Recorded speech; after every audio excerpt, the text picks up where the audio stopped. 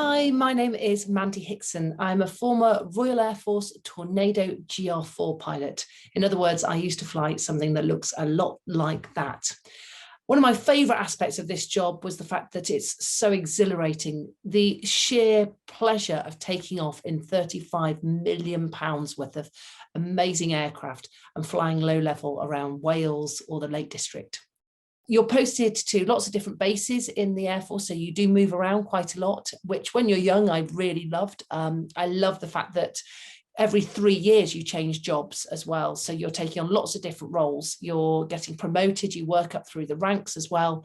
One of the aspects of personality that's really handy to have within that job is, I would say, to be a fairly good decision maker, a really good team player. And actually that is probably one of the most important aspects. Actually, if you're the sort of person that really enjoys working with different people as well, from lots of different walks of life, it's handy if you have leadership skills as well, and you have the ability to make decisions very quickly.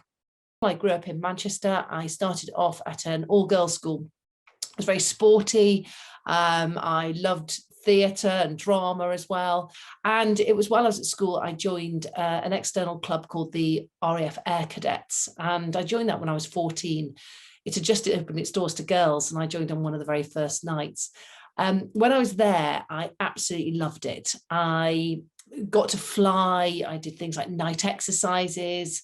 I played netball and hockey for them. And you basically get fully immersed in what the RAF is looking for in its youngsters. I did all my A-levels. I did pretty science-based subjects, actually. I really preferred the STEM side of things. So I did biology, I did physics, I did maths as well, and I did geography. So I loved geography.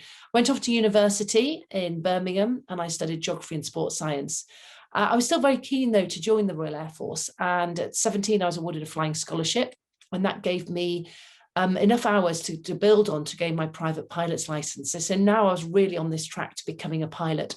My grandpa was a pilot in the Second World War, and I think it was through hearing his stories that first actually enticed me into joining the Air Force.